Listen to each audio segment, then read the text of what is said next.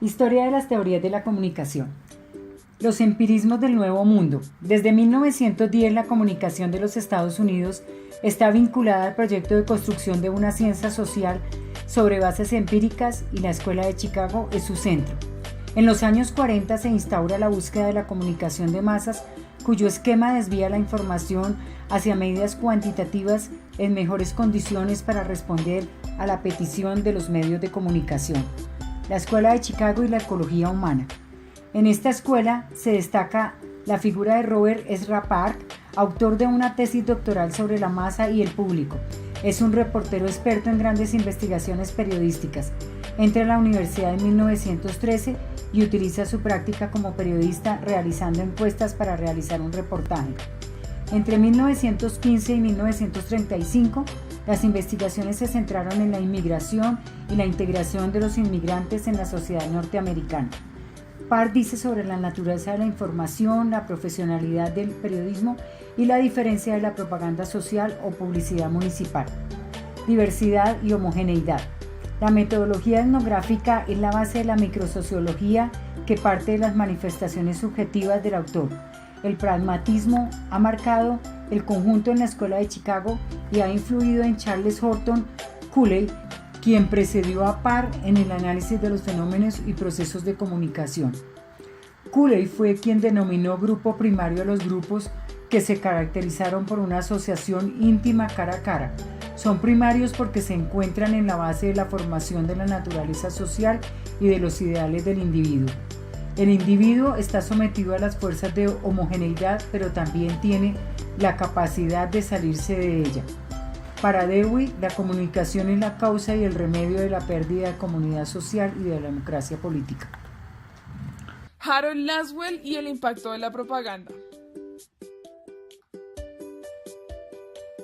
Como experiencia de la guerra de 1914 y 1918, la Primera Guerra Total, aparecieron los medios de difusión como instrumentos indispensables para conocer las opiniones tanto de los aliados como de los enemigos. Considerando los avances desde el telégrafo, teléfono, el cine y la radiocomunicación, en adelante para Laswell, la propaganda y la democracia van de la mano. Propaganda. Laswell, quien asegura que los medios de comunicación son instrumentos de circulación eficaces. Todo esto con un fin principal: influir en los individuos.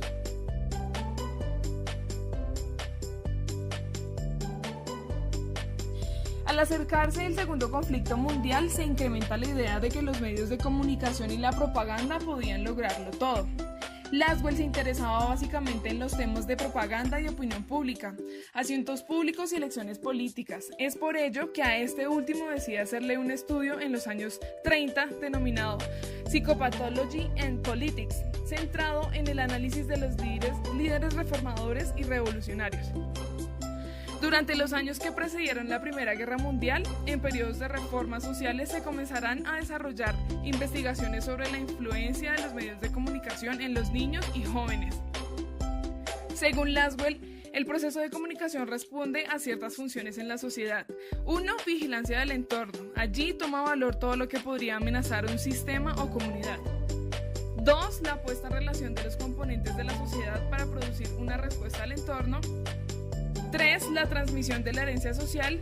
Y 4. El entretenimiento. Una discrepancia teórica. Merton y Lazarsfeld imparten su docencia en la Universidad Columbia.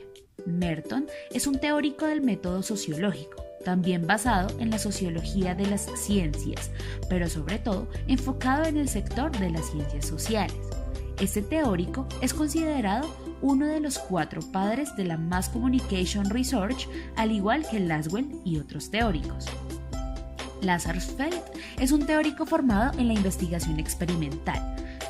Esta herramienta tomó el nombre de analizador de programa o máquina de perfiles, encargado de registrar las reacciones del oyente en términos de gusto, disgusto o indiferencia. Con un botón verde afirmaban el gusto, con un botón rojo el disgusto y al no marcar ninguno de los 2 botones la indiferencia, para determinar en el oyente si creó en él un impacto de lo que se acababa de comunicar. Este proyecto de metodología empírica indica una voluntad de formalización matemática de los hechos sociales. Lazarsfeld forma una posición diferente.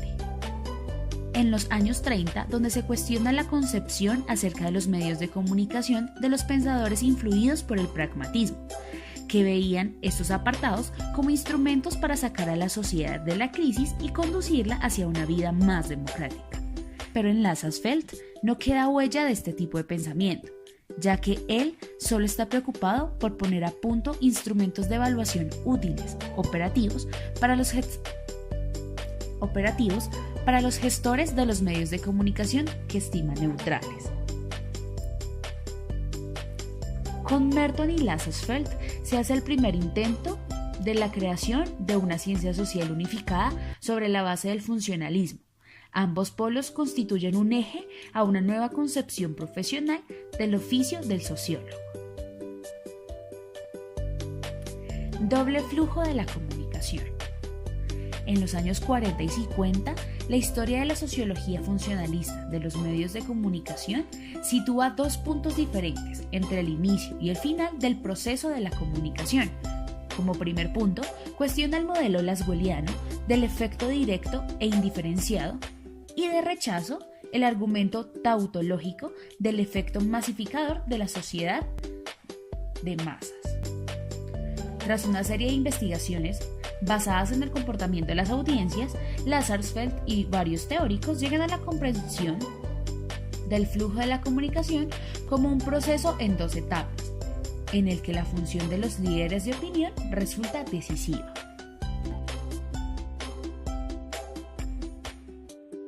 La decisión de grupo. El grupo primario de Lazarsfeld resaltaba el análisis funcional de los medios de comunicación, al igual que el informe de la Fundación Payne sobre los efectos directos. Hugo Musten, profesor de Harvard durante 20 años, y Elton Mayo, pionero de la psicosociología industrial, entre 1927 y 1932, analizaron sobre la búsqueda de la productividad en un taller de la Western Electric. Kurt Lewin, fundador del Instituto Tecnológico de Massachusetts, desde el estudio de la decisión de grupo analiza el fenómeno del líder y va precisando la noción del gatekeeper o controlador de flujo de información e introduce los conceptos de topología y su teoría de campos de experimentos.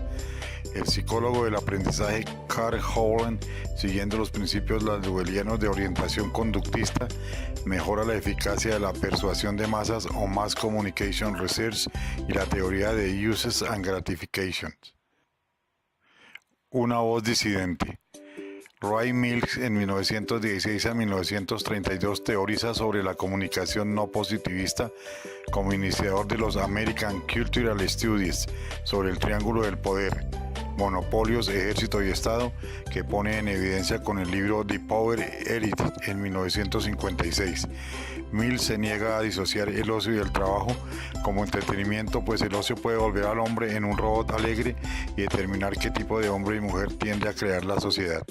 Henry Lefebvre, en 1901 a 1991, teoriza sobre la modernidad hedonista en su libro Crítica de la vida cotidiana y la alienación de las sociedades representadas en las superpotencias a uno y otro lado del telón de acero.